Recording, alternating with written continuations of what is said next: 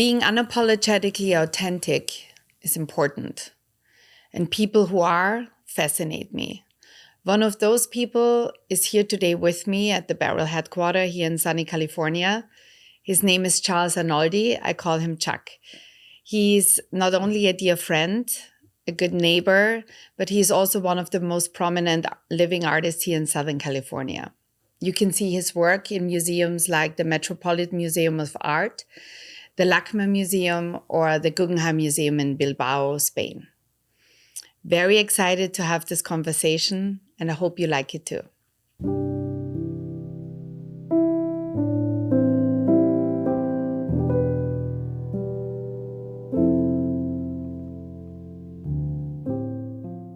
Okay, so my name is Petra Berg, and we are here at the Beryll headquarters in Venice, California. Normally it's sunny out there, Chuck, yes, but today it's raining. It's winter. I told him when I walked over here, it was cold. Thankfully, you have a cashmere shirt on, no? Yes, I have a nice cashmere sweater too, on. for the first time this season. So I'm sitting here with one of my dear friends and neighbor, one of the most renowned artists here in Southern California. I know you don't like to hear that, but I have to say it anyway because it's the truth. Coming, with a big, knowledge about the arts in Southern California in the 50s, 60s, and 70s, which I think is so interesting. And I want to talk to you more about that. But let me start where everything started. Okay. How did it started, Chuck? How did you become an artist?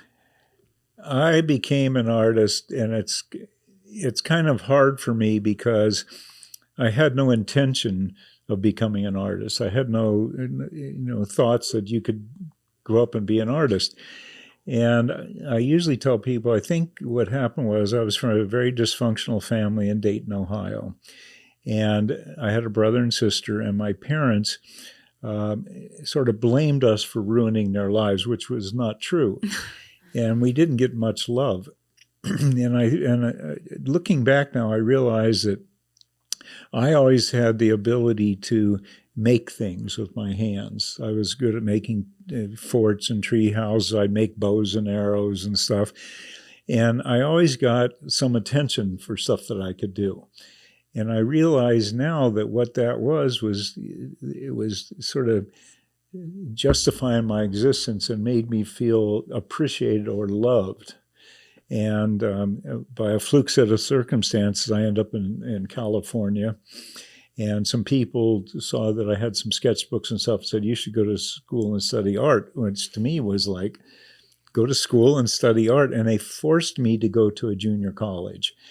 And I went to the junior college and took a bunch of art classes. I cut all the academics, of course, because I wasn't used to really doing school. And in high school, I'd only go 3-4 days max a week. We'd cut. But the neighborhood I lived in, all they wanted to do is get you through high school. And so they didn't really care. And so I got to junior college and I took all these art classes, and it was amazing because the teacher, like in ceramics, they'd show you how to throw a pot, and I'd get a big hunk of clay and I'd throw it, and he'd go, God, how long you been doing this? I said, I never saw one of these before. And I just had this ability to do stuff, and I got a lot of attention for it. That sounds wonderful. So can we say that every artist might have a trauma who, kind of like, this is just talking to many people, in the art field. I hear that all the time. I had a difficult childhood. This and this happened in my life, which was really challenging, but I had to find an outlet for myself to transform all these feelings into something. Is this something you can relate to? I'll tell you, mostly artists come from either very wealthy or very poor families. The middle class doesn't really produce artists, usually speaking. And it is kind of odd because people do, when you get in with an art crowd, and you share experiences, I think there is, some pain there in your background. Okay. And I must say that, well, to make long answers. I was going to tell you, for instance, like for me, I commute 6 days a week to the studio from where I live to the studio, and I listen to the news. And when I listen to the news of what's going on in the world, it's just really aggravating and it gets you real anxious and stuff. But I walk in the studio, and the minute I engage myself in my art, it all goes away. So in a funny way, it is an escape Escapism. Also. A good one, but it is. I mean, all of a sudden, it's you and your ideas and what you're trying to create. And it's a very, without sounding weird, it's a very comforting place. But I do tell people that to make art, I think you have to have as much doubt as confidence. You constantly have to doubt yourself. Are you really living up to the expectation that you're putting on yourself? That I have heard that before as well from many of your colleagues. Yeah. So you were born in the 40s. You grew up in a very rural environment. It wasn't actually rural. It was kind of just the cheap, bad side of town. Okay. I was born in 1946. Mm-hmm. And when did you end up coming to Los Angeles? When did you arrive in sunny California? I was supposed to graduate from high school in '64, which I actually did. But in my senior year, I got in a little bit of trouble. And my father had left our family when I was like in the 4th grade or something. And he ran away to California with a woman. And she had children by a previous marriage. She had a daughter a year younger than me and a son a year older. And when I called my father, I hadn't talked to him in years. They were going to put me in a foster home. He said, well, come to California and finish your senior year. And so he flew me out to California. I'd never been on a jet airplane and never saw a freeway, never saw the ocean. And it was pretty amazing to, I thought Dayton, Ohio was the center of the universe. And I got out here though, and it was a real change for me. Mm-hmm. And I did get in trouble, so they sent me back home. But once I saw California, I told my buddies, I said, man, you ought to see California. So literally the weekend after I graduated from high school, I got in my car with 3 of my nasty buddies from Ohio and headed for California. Thank God you did. Thank God you did. Thank somebody. Yeah. So what you told me in one of our many conversations before is that you started working in a print shop here in LA, which became kind of like a hotspot for artists like Andy Warhol or Rauschenberg, and that you met a bunch of those folks back then in the days. Actually, one of the things that was a serious influence for Southern California and for me personally was that Gemini Print Shop opened in Los Angeles, and it was backed by Stanley and Elise Grinstein and Sidney Felsen. And when they started the Gemini Print Shop, they brought very famous artists from New York out: Rauschenberg, Warhol, Ellsworth Kelly, Frank Stella, Roy Lichtenstein. All these guys would come out to California because Gemini was putting them up like big celebrities. And the thing was that the Grinsteins, I think I told you before, when I was a student, they thought I had talent and they backed me. They set up charge accounts at art supply stores and lumber yards and plastic stores, so they would pay for any supplies I wanted to make art. And so I was one of their young artist friends that they were very supportive of. And they used to have these grand parties for the artists. I mean, and they were... everybody and anybody was there. I mean, it would be Allen Ginsberg, and I mean, people like that would show up, Timothy O'Leary, and we used to party a lot. And when Jasper and Bob and Andy were out here and stuff, we'd hang out. And I was so naive, I didn't really think of them as famous celebrity artists. They were just these great people. And they'd say, hey, man, when you come to New York, come visit me, have lunch or dinner. So I went to all their studios, and they treated me really well. I think they were all encouraging because I suppose I showed signs of being able to make stuff. Massive talent. So would you say that artists like that, you just named them, big names, you have been influenced by them? You have been The thing is inspired? That influence more in the fact that they let me come to their studios, and I could see that, it just was a natural thing to do. Like Frank Stella had a studio, had a whole building, and it was so big. He had like a Ferrari or something sitting in the studio with all this stuff, and you couldn't even see the car at first. But I went to Jasper Johns. He had a bank building, and it was.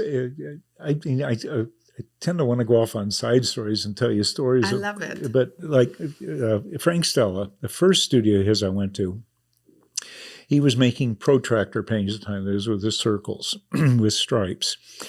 And the ground floor of this building was his paint studio. And I come walking in there, and he's got these canvases stretched, and they're all based on a 10-foot circle, 5 deep of the same configuration, all the way around this huge, ground floor with gallons of paint stacked up in the middle. And from my point of view, a gallon of, say, cad red paint could cost, $1,000. I mean, I was shocked at this.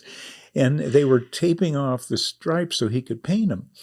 And it was really interesting. Frank, back in the day, used to have this kind of horrible matted hair that he never washed. And he was missing his 2 front teeth. And he had one of his hands kind of got mangled. And so he took me upstairs to have lunch. And he had a woman there cooking. And we were going to have hamburgers.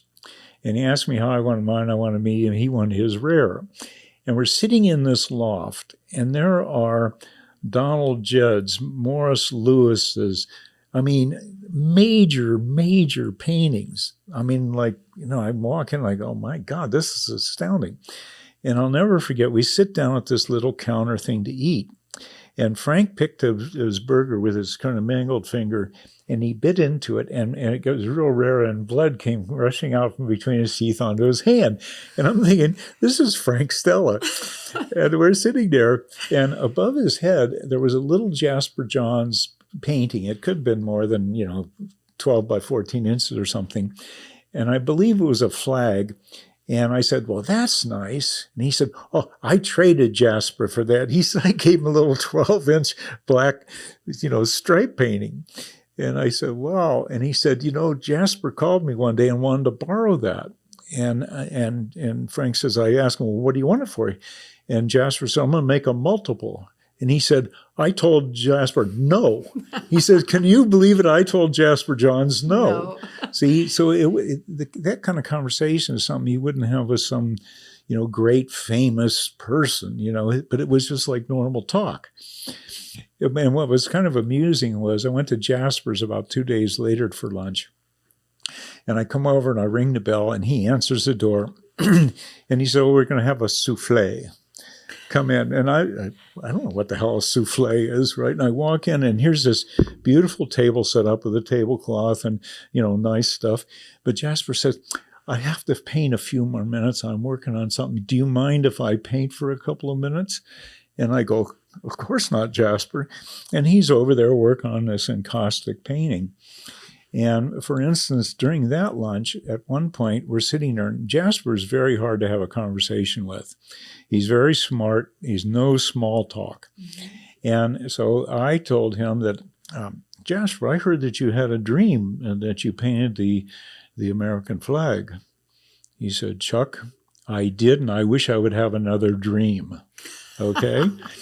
And then he sold this painting back then, and for like $500,000, it was a Diaxiom map, which was a gigantic painting for Jasper. He doesn't paint many big paintings, and he sold for $500,000. And I heard that. Back then, and I said, Jasper, I heard you sold that painting for $500,000. Is it worth it? And he says, Chuck, a piece of art is worth what somebody's willing to pay for it. That's a very good piece of advice. So, it's just kind of funny because, see, I was real naive. So I would sit there and ask Jasper, did you have a dream? Exactly. How did that come And the nice thing was he would answer me. and tell me, anyway. And I've always felt grateful because all those guys were so open to me, and it was a real community. It was, in a way. yeah. And there was a massive exchange between all of you. And there was also, it was not so business orientated. It was more orientated, an exchange between artists sitting it was together, just a friendship having lunches thing, together. See? And like I stayed at Rauschenberg's one time. Bob had a place down in Florida, and he had this beautiful building, 2 buildings actually, for a studio. And he would say, "Stay here. I'm not a." And he had his bedroom, he had a mattress on the floor. Okay, so there's this little room with a mattress on the floor, but leaning against the walls, like here's a Warhol. He had a Jasper Johns painting leaning against the wall. This was only about this big. And there was a painting of Jasper's called False Start. And Jasper wrote red, yellow, blue in colors in encaustic painting. And that painting ended up selling not long after that for $17 million, which at the time was astounding. Yeah, but Bob had the black and white version of it. So it'd say red, black, blue in black and white. So you imagine the colors. But he had it just leaning against the floor in his bedroom. Living with it. Yeah, he's got all this stuff, and it's just really nice. And, and he just stay here, do whatever you want to do. I love to hear that it was kind of like that. Really nice. What was it for you at your start or beginning? What interested you the most? What you have been working on? We had a few conversations about, the process of your work, that you go in, you have something you want to work on, and then it forms while you are doing it. Can you maybe tell us a little bit more about how this whole thing started for you and I'll tell you, first steps you made? For instance, when I ended up at Chenard, which was an art school, which is now Cal Arts, and we're talking like 1960 or 67, 68, somewhere around then. And I started going to this art school, and everybody at the time, Terrell and Irwin and all these guys were starting to do light and space type stuff, and there was a lot of plastic going on. Dwayne Valentine was casting these gigantic wedges and resin, and all these people were in that stuff. And I came up with this bright idea to make these plexiglass paintings, and I wanted to make them 6 by 6 feet. So I started a plexiglass frame company so I could afford to buy the plastic. And I bought saws from the school because the school was upgrading to impress the people from Disney, which were going to buy it. And so I bought the saws. I rented a big loft, moved them into there. I hired a couple of talented students to make frames so I could go out and hustle frames at openings of it. So I was hanging around the art world. Anyway, I made these 6 by 6 foot plexiglass paintings that were sprayed with lacquer for a color, and the front sheet was transparent. And I made distortions in the plastic so that light passing through would make light and shadow images, and you couldn't tell where the images were coming from. And by a fluke thing, I won the Young Talent Award from the County Museum, and I think it was 1968 or 69. And I got called into school because they reprimanded me. He said, "You won the Young Talent Award. You're not allowed to do that. You're a student." I said, "Well, I did." And they said, "I understand that you're not bringing your art into school for the professors to see it. You tell them if they want to see your art, they have to come to your studio." I said, "Yeah, it's too big to bring them." And they said, "You can't do that." And then they said I was hiring students to help make frames. And anyway, they said, "You can't." Anyway, so I quit school. And what was kind of fascinating was I won that thing making these plexiglass paintings. It worked off of light and stuff. And immediately I had this feeling that I didn't want to do that because there seemed to be a general movement of people interested in that. And when I was at Chenard back in those days, see, the art world used to be a lot different. They had critics that really analyzed what people were doing and kind of defined what was up. And for some weird reason, around that time, they had the attitude that painting and sculpture was dead, that you couldn't make it because everything had been done. And they were pushing stuff like performance art and photography and, stuff like that, which I couldn't relate to at all. And so one of the reasons I made the plexiglass paintings, it was like making paintings without making paintings. And what happened was, by a fluke set of circumstances, there was a fire in Malibu. And I went up to Malibu to steal fruit with this buddy of mine out of an orchard. And when I was standing in the orchard, I looked around and all these eucalyptus trees that surrounded had been burned. And so the tree branches were burned, and so they looked like charcoal hand-drawn lines against the sky. And I thought, that's interesting. That looks like a hand-drawn line that I didn't produce. So I broke a bunch of branches off and brought them back to the studio, and I ended up making tree branch paintings because I felt, okay, I'm making paintings without making paintings. And fortunate for me, there was this very influential curator from Europe, came through LA, and he saw these stick paintings and wanted me to be in Documenta 5, which was a big deal in Kassel, Germany. It only happens every 5 years, and it's a huge international show, and they put me in this show. And actually, Klaus Oldenburg was a featured artist that year of that show, and he had the Art Forum did a huge spread on him, gave him the cover, and they asked him if anything impressed him at Documenta, and he said two things stood out. Richard Serra brought these 8 by 8 foot sheets of steel into a room and shoved them in the corners, and this kid Chuck Arnoldi made these big tree branch paintings, and so that created a lot of interest. And I do also remember, the Documenta, it's a art show, how we call it in Germany.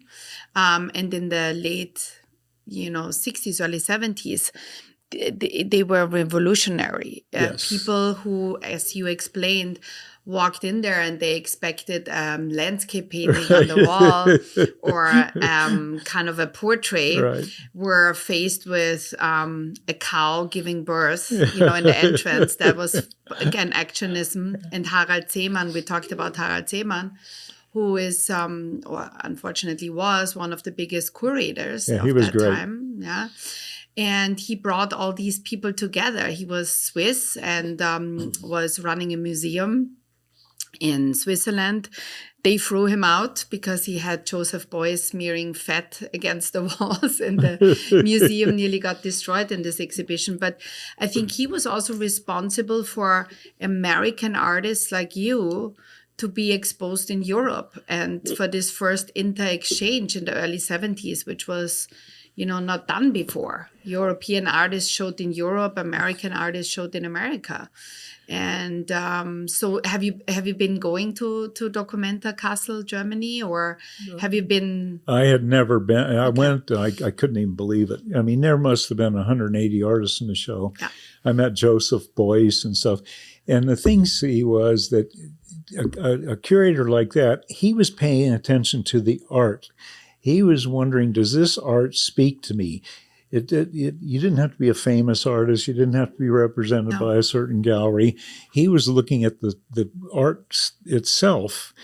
And I think that's a major change between back then and today.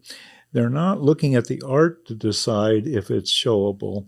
In fact, there isn't really anything like criticism anymore. There are people that review art shows, but they don't, they're not looking at the art and if it has a relevance.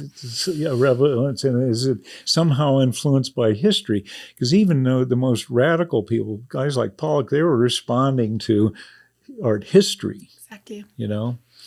And so we can talk about this, is this a good thing? Is it a bad thing? But it is what it is. No, we don't have also in our time now, when you look back, you mentioned, the late 60s where artists like James Turrell, Bell, were playing with, the light and the space, and giving reference to that, you had actionism in the late 60s, early 70s.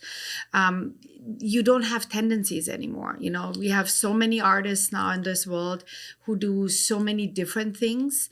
And how do you think they become relevant, or they break through this glass ceiling to be seen? Well, see, the thing about, I think today, art has become a profession. See, I mean, if you have children, when they get to a certain age, you go, what do you want to do? Because they're all going to go to college. And I think people decide to be like, well, I'll be an artist. And if you pay the tuition, it's just as expensive as any other tuition. And in 4 years, you come out and you expect to be whatever it is you are studying to be. And in the art world, it's interesting to me, a lot of stuff that I see, and I'm not that immersed in it, but a lot of it is very derivative of stuff that you can find on a computer. You don't necessarily have to be talented or original. And what they'll do, they'll appropriate information, modify it, and present it. And a lot of the presentation, the objects are really nice paintings of bananas or something, And the other art schools too, what you have to understand is every kid that wants to be an artist can't be, so half of them become a support system for the arts. And also, when one makes a connection, they usually include their buddies. And so it's all self-help and a lot of art is a terrific business. I mean, in your case, for instance, you have to produce the clothes, okay? If you're an art dealer, you find an artist and you say, give me some paintings, and they take half the money. They're not paying for the production. No, not at all. And so from a business standpoint, it's a fantastic business to be in. I don't care if you're selling paintings for $10,000 or $100,000. If you're making 50%, I had a friend recently, she got picked up by a very powerful dealer, and she said, I just sold a painting for $1 million. And I said, wow. She says, I only got 500,000 of it, though. And I'm thinking to myself, that's the deal. Anyway, I mean, well, the art business is weird.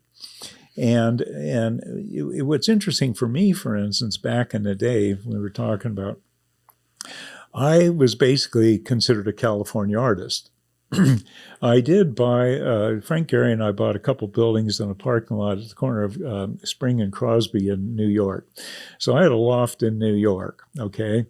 And I knew, a lot of Linda Banglas and Elizabeth Murray and a whole, we all schmoozed and, and dated and everything. And, but I was a California artist. And New York had the attitude back then that New York was the center of the art universe, no doubt about it. And us California guys, it's not true. I mean, a lot of us did surf and stuff, but the attitude is they're just a bunch of lazy surfers.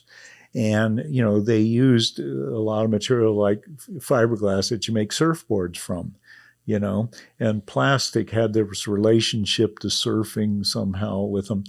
And so no matter what, we could be friendly with, all the young New York artists and everything and hang out in Max's Kansas City and argue and everything.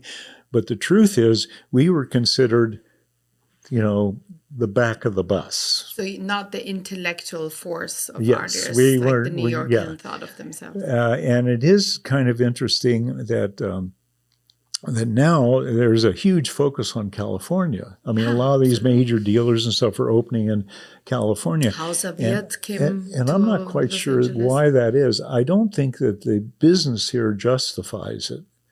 But something must be going on because, in fact, I had dinner the other night with a guy he's opening a new gallery on Camden Drive in Beverly Hills. He wanted to know what I think of that. And I said, thank God it's not downtown because nobody wants to drive downtown. No, but I think what really also happened was that same with fashion. When I came to Southern California in 2007, nobody in fashion was in LA. Everybody was in New York. But I think with the financial crisis in 2008 starting, a lot of people moved from New York towards West, because just our climate, that the sun is always shining, and we have like sunshiny climate. It's miserable outside. Yeah, usually the sun is always shining, and we have nature. I mean, yes. We have been neighbors also in Malibu. Where in the world do you have a $20 million people living in a city, 20 million, and they can drive 15, 20 minutes, and they are in absolute nature, clean air, ocean, and nature. And I think that a lot of these artists moved, and I think that we have a very interesting art scene right now. I just got invited for a lunch on Sunday from a new gallerist who came over from Berlin. I think we have collectors. You don't forget the Silicon Valley, which is now Silicon Beach. A lot of these tech companies moved to Santa Monica. So we also have the collectors here now, yes, who want to buy. So I think you're in a perfect location, actually. Well, I mean, I shouldn't complain. I'm extremely, extremely lucky. I moved to Venice over 50 years ago, and, I owned my studio and stuff. And, so the thing is, like, for instance, when I was in New York, the big difference between New York and LA is if you need a quart of milk or to do some laundry, for instance, when you left your studio, it would take you 4 or 5 hours to get around to doing whatever you had to do, and you're constantly in each other's face. And here, the truth is you have a lot more privacy. I mean, you do drive and stuff, but, when you're walking down the street in New York, you never know what the hell is going to happen. And it was so hard to get anything done there, if you go, you got to carry everything back to the studio. And so there was a certain real comfort, and weather-wise, too, I must say. The thing about New York, I love New York, and it's great to be there for a short period of time, but you don't want to be trapped there. Yeah. That's the truth. I could not imagine to live there either. I love to visit, but not to live. But, when we talk about your art, I have seen, your studio, which is, by the way, so interesting because you have many rooms hosting different, bodies of your work. What I feel with you is that you changed continuously the direction what you have been working on, and you are one of the few artists I met who was never afraid to completely redefine yourself or reinvent yourself. Can we talk a little bit about that, why that is, and Sure. where you take your bravery from to do so? The thing is that I've always felt I'm not making art for clients, for shows, for money. I'm making art because I feel I get ideas. And if I get an idea, I feel like I have to do it. And the odd thing is, I don't know how or why, but I usually can pull it off. And I think I told you this before, at least 50 years ago, Leo Castelli and Andre Emmerich, who were the most powerful dealers in New York at the time, they cornered me one time and said, "Son, if you'd ever quit changing, we could make you a very successful artist. But every time you make stuff people like, you change." And I just kind of looked at him like, what? Of course. So, and my thing is that I am trying to make art. And by art, I mean is if I have an idea here, I try to make that thing real. Once I start that process, it becomes a communication between me and the object, whether it's sculpture, painting, or drawing, or whatever. That piece and I are in a communication, almost like an argument. I feel like I win the arguments. But what you hope is when that thing starts to speak, you have to let that thing live. You know, it's a lot of times people accuse me of overworking stuff and suffocating something. I don't think I do that very often, but I can't help myself sometimes. But you let that thing live and you put it out in the world, and you hope that that object can engage a conversation with other people. See, I think art really is an important, wonderful thing that us as a human species can produce. And we have this idea that things that people produce feed us information. It's not necessarily logical. It has something to do with imagination, inspiration. And I think that art, if you have art, it doesn't scream, but it's a nice thing to see every day because you get a little hit out of it. And it may make you think slightly different than your train of thought's going. And so I make stuff, and it never comes out exactly the way it is in my head, because it becomes a dialogue. And the funny thing is, when I make a decision, whether it could be as silly as, well, I'm stroking this way, and when I'm doing it, I think I could have been doing this or that, which means every decision I make, there's infinite possibilities. So as long as I'm engaged with trying to answer this particular question, I feel good about making a body of work. Now, at a certain point, though, I get good at what I'm doing. Can't help myself. And if I get real good at it, that challenge somehow disappears, and that doubt. And when that disappears, I usually have 6 or 8 ideas floating around in my head. And then I feel like it's important for me to move to the next idea. And the thing is, I've made very radical jumps. But the truth is, I always try to reinvent myself. But what I'm realizing, I'm 77 now, and I'm starting to realize that, I really can't outsmart myself. I'm still stuck with myself. And I couldn't be making the things I'm making today had I not I've made thousands of things. I mean, we have over 8 or 10,000 things in the computer. And one of the things I'm realizing now, though, at my age, now it's starting to pound. It's crazy, no? How the rain comes down now. Yeah.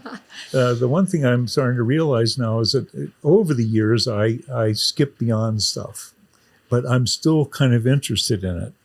And so every once in a while, I'll mess around. Like recently, I thought, well, maybe I should make a few chainsaw paintings. Yeah. And the chainsaw paintings are about drawing in negative space as opposed to 3-dimensional line appropriate for nature. I want to talk about those new chainsaw paintings a little bit more, because I personally think they're incredible and super beautiful.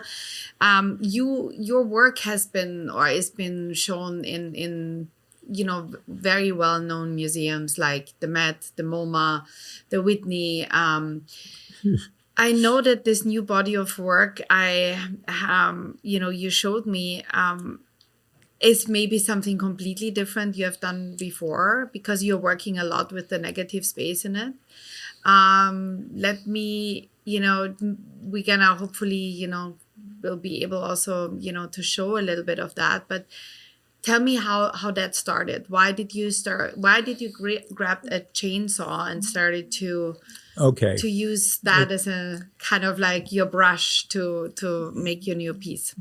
It also is a sort of a long story, but well, there's an interesting side story to it, actually. Richard Diebenkorn, who was a major dealer or artist out here, and Richard built a building on Main Street, and he had a studio upstairs, and he rented the ground floor out. Now, all of us were sort of shocked because Diebenkorn was always very successful. And he called me up one day, and he wanted me to come to the studio to see something. And so I go over there, and I go upstairs to his new studio, and he had started a series of drawings. And the drawings were based on cards, diamonds, clubs, and everything. And it was interesting to me because I walked into his studio and he smoked, and he had a big comfortable chair with a big ashtray next to it. And he had put brown paper on the floor so he wouldn't drip paint. And he had a painting hanging on the wall, and it was hanging about 3 or 4 feet off the ground.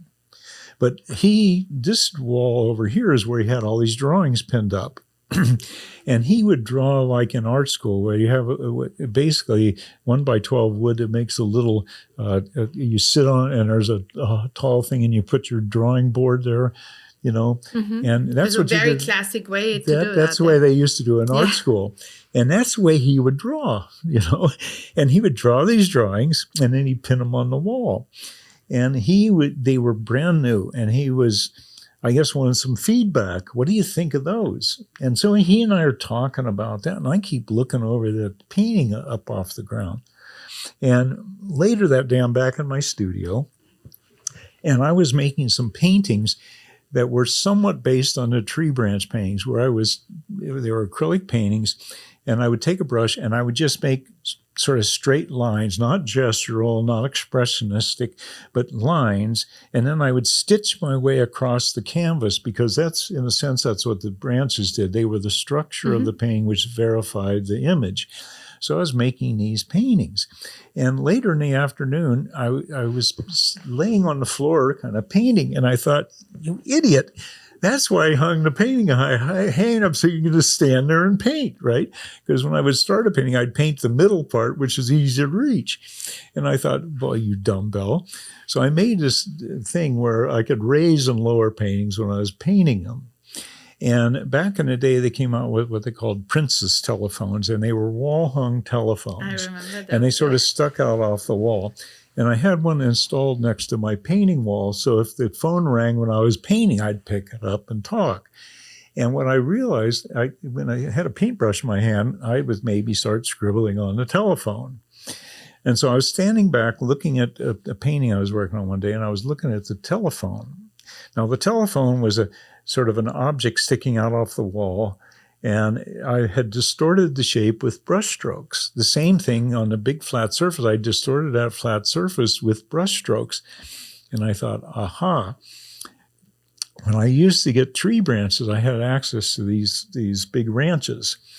And when I'd go to get sticks, there was a woodcutter on one of the ranches, and he was a lonely old guy, so he would want to go help me pick up sticks. And I would always have to stop in his cabin at the end and have a cup of coffee or a beer with the guy. And he would cut trees down. And if it was nice looking wood, he would take a chainsaw and he would cut slabs of wood to take it into town to have it planed into lumber, hardwoods that he would sell. But around his house, he had these chunks of wood he cut with the chainsaw. And when I looked at them, I realized that the cut marks looked like brush strokes. So I drove up there and I said, hey, can I have a couple of these blocks? He said, sure. So I took a couple blocks back to the studio, drilled a hole in them, hung them on the wall, and painted them like the telephone. And I thought I'd better get a chainsaw and cut some blocks. So I, went up and I started cutting my own blocks. And I liked it. And then I kind of wanted to blow it up in the painting scale. And so I wanted to make some 8 by 8 foot, 1 foot thick, rough cut chainsaw paintings, because I had this idea of gouging in and drawing in negative space, see, which would be the exact opposite of a tree branch with a three-dimensional line I appropriated from nature. Now I'm going to draw in negative space. And that idea just came to me, But now that's the kind of idea, see, in the art world back in those days, that's an art thought.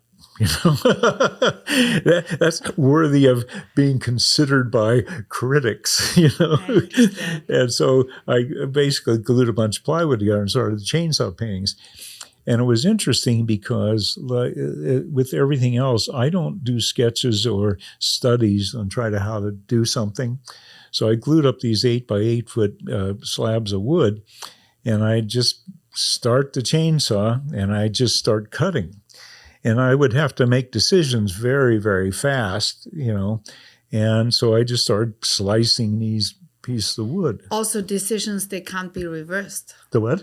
They can't be reversed, the decisions. No, once you cut in with once the chainsaw, you do it, you're stuck with it. Exactly. And what's kind of fascinating is people were always curious about that, because they had this idea about a chainsaw as being, masculine or scary. And I never thought, I just saw it as a drawing device or painting device. But it was interesting because I realized when I started doing it that it was like abstract expressionism. Boy, once I start moving, I have to make decisions based on the move I just made, because there is no going back. See, you can't paint over it and go, oh, I'll repaint over that. No, you can't. It doesn't work that way. So it was a very spontaneous, very heartfelt, intuitive approach, and it worked pretty well.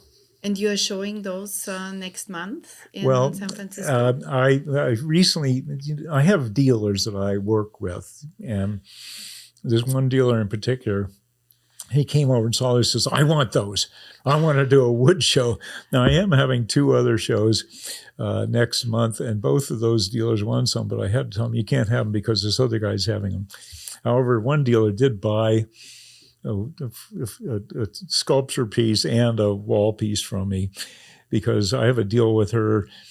I would never let her show me, but she always wanted to do it. And I said, you buy the paintings. So she would buy paintings from me so she could sell them. And she was a terrific businesswoman. After a while, I said, you don't have to buy them from me. I mean, that's silly, because she still sold them. But she really wanted one. And so I shouldn't be telling this, because the other dealer, if he hears this, will get mad.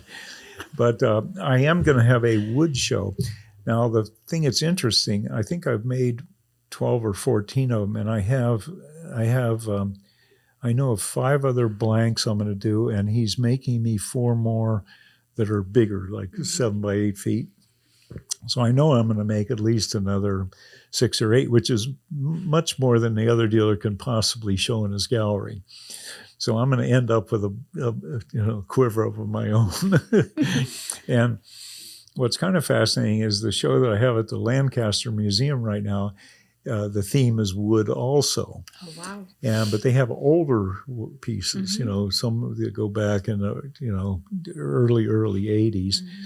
And they also have a bunch of monoprints. See, I was making prints with this print shop.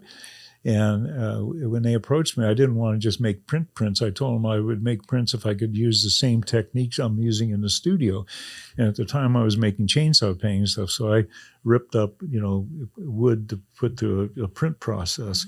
And some of the monoprints that are related to the wood are in the show in Lancaster. And I did a talk up there today, and they were fascinated, you made those prints with wood. And I go, hell yeah, and some of the wood I splintered. I saw a piece of plywood that was on the street years and years ago, and it had been run over by a car a lot. And some of the things were separating. And I thought, damn, when you rip the wood apart, it looks like a brush stroke.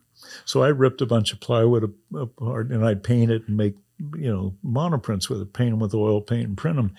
And they do look like really, rough-ass brush strokes. I mean, you will be for sure very busy with those until they are finished. You just told me how many more you need to make. Is there, something in your heart as an artist? Is there a project? Is there a certain medium you haven't worked with? Something where you say, that is something I want to focus in on in the future, where I still want to make this? The thing is that I can't think of anything that I want to do that I haven't done. There are some things that I could do which have crossed my mind, but I don't know. Like, for instance, I have those big foam sculptures in the studio, and they can't, theoretically, that foam and the plaster is fireproof and weatherproof. They make it specifically for Disney to make sculpture and stuff. And people want to know, can those go outside? And I don't feel comfortable with that because foam can get dinged easy. And, the last thing in the world, you want people to come back to you there and say, hey, that thing you made fell apart. I try to use the best materials I can, make sure everything is art. I got a call from the Getty several years ago, and I was making some paper things, and I was gluing them together, and they want to know, what kind of glue are you using? And I can't remember what it was. I told them, I said, don't use that. And they said, you have to use archival glue because, it's just interesting.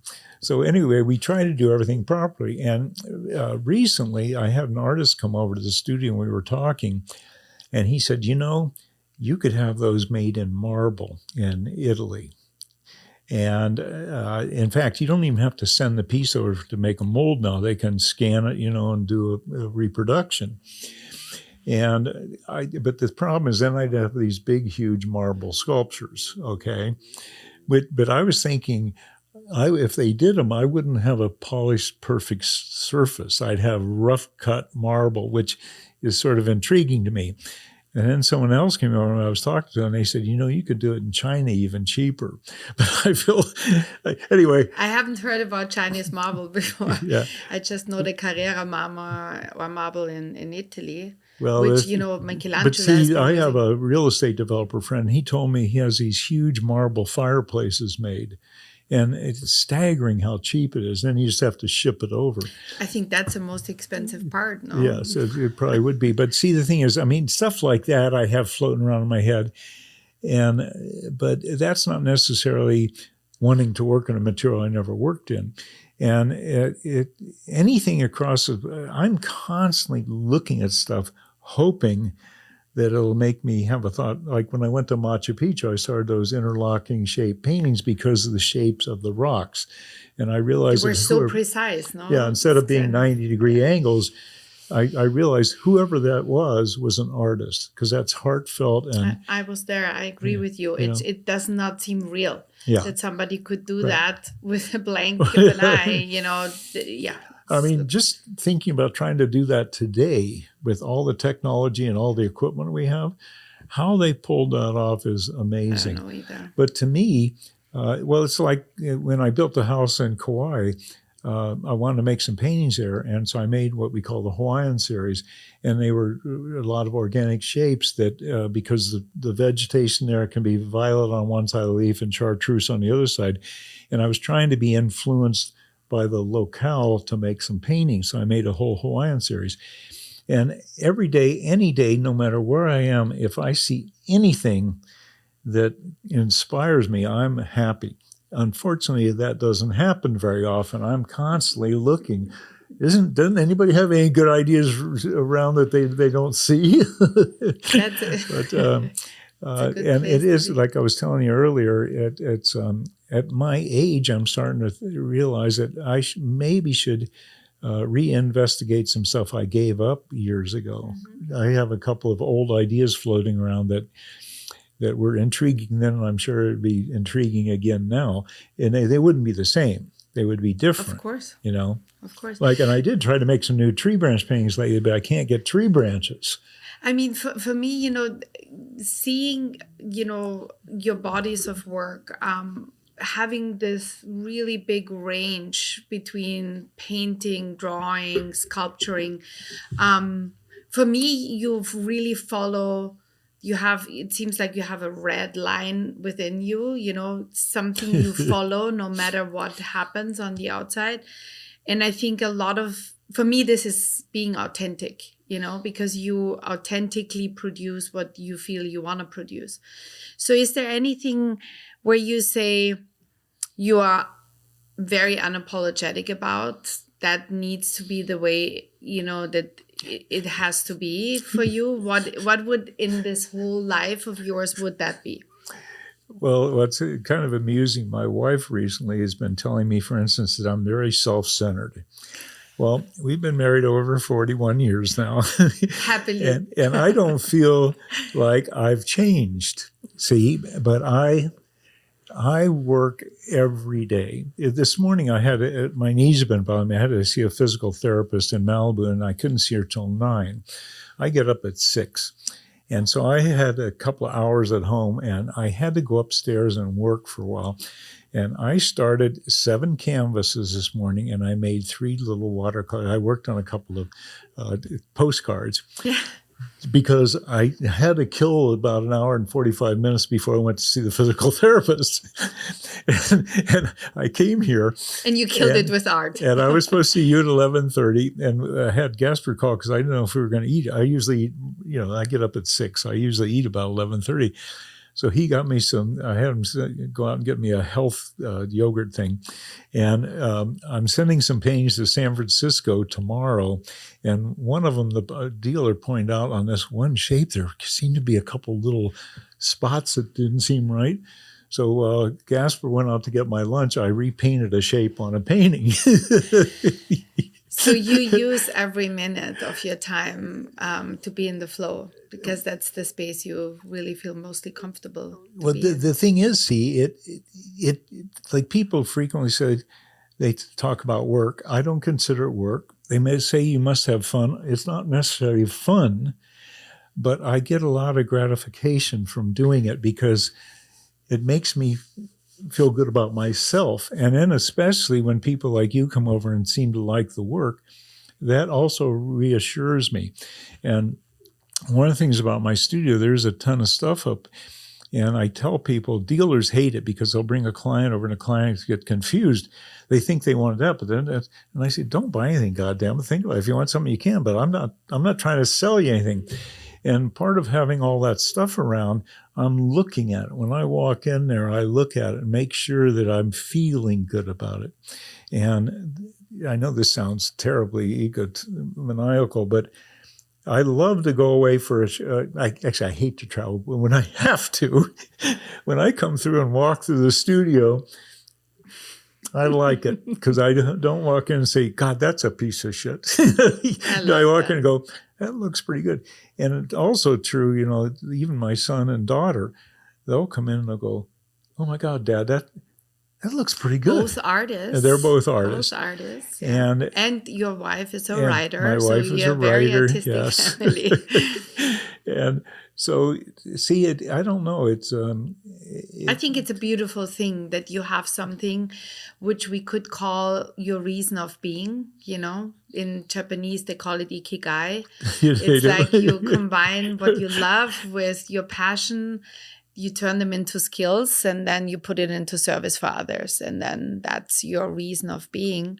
I got to tell you, I literally feel lucky because I tell you, I don't know how and why I can do it.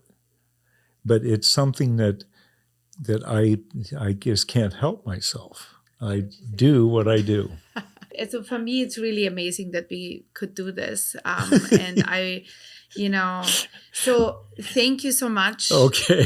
Charles Arnoldi, and I still call you Chuck, for sitting here with me and sharing your nuggets of, wisdom and all your funny stories. If I could do documentaries, you would be my subject, because I think it's really your, the time you spent in the art world so far, I would say was one of the most exciting times, in our history, because art in the 60s, 70s, and also 80s, really transformed all our lives. And I'm happy that you are still transforming. I would, love for, this dialogue to be continued, hopefully soon. And I wish you all the best for your future exhibitions. Well, thank you. What's I find really kind of fascinating, growing up where I did, like I got to see Elvis Presley on Ed Sullivan. And that was really amazing. And I love Jerry Lee Lewis and all that young, early rock and roll and stuff. And rock and roll changed the world. And I feel so grateful that I was then to see what's going on. And it just, and then I got to be a hippie, during love and peace time. And I got to tell you, How was that? I'm sorry, but now I remember that story. I want to hear that now. The commune in Ventura. And I got to tell you, just being a hippie and having like the Jefferson Airplane stop by to party on their way to LA, which was a huge band back then. And I got to tell you, I feel so lucky that I got to be in that time, because when I see times like now, what my children are going through, and now they're talking about having children, I'm wondering what the hell is going to be going on in the world. I think we need a new rock and roll, peace and love. It was a great thing, and it was reaching everybody. And now all this fucking hatred and stuff. Yeah, I thought we were getting over that, but we're not. We're getting deeply into it, and it's actually. But this is, for me, art has never been more relevant, because you artists, you are reflecting on the topics we have as a society, and people. Different, demographics, different races, different religions, different ages can look at one painting and feel the same thing. Well, let's hope. And that's but what see, I what think. I'm afraid of is artificial intelligence and stuff, and the fact that I think I told you this. My son, my wife, and I watched a Tina Turner documentary. She was fantastic. I mean, really great. And we told our son, and he watched it. He said he watched 10 minutes and gave it up. He said, that's like watching a Korean rock and roll show or something. We said, you couldn't relate to Tina Turner? And I'm wondering, the next and next and next generation, what can they relate to? Because they're so wrapped up in the media that I'm afraid that they're going to forget how to relate to things like art, or if they will. I mean, fashion could just become nothing but like jumpsuits for everybody. You know what I mean? Yeah, I hope not, they may not even care about if they look different. Yeah, no, you're absolutely right. There are tendencies right now, which, especially also for the pandemic, when you look at teenage kids who went through the pandemic, the skyrocketing, mental health issues, teenagers have now. And I sometimes feel like no wonder if you listen into the news, there's nothing positive out there. That's why I think, we all need to tune out. So stepping back into this, I think we are living in a time where there is a lot of information, but not a lot of knowledge. And I think we are in the age of information, and it's an overflow of information. And I think especially for young people who don't have a framework, like we do, where you can process the information into a framework and just kind of like put it in relationship to. I think young people are getting overloaded by information and are not able to retain knowledge out of that.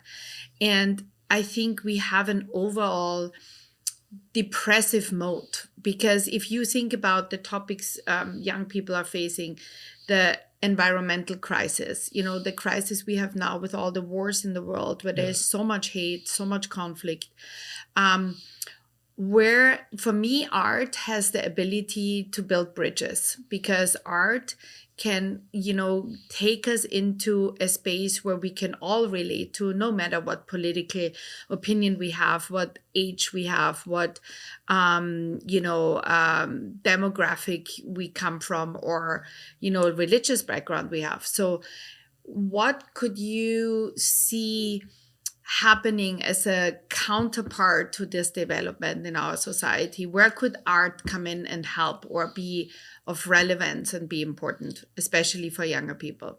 Well, see, the scary thing is that, are they going to be sensitive to things like art? I think people will always, some of us feel like we necessarily have to make art. And some of us, have different talents, singing or music or whatever. And I would segue off, tell you a story about Barbra Streisand. I want to hear that one.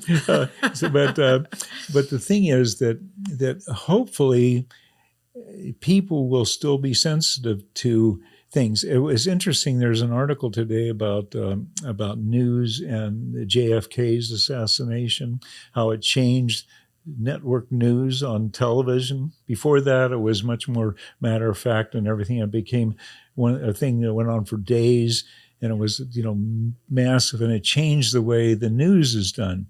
And for me, for instance, I get the paper every day, and I scan the paper, but I can't read an article. The articles are too depressing. Just the headlines are depressing.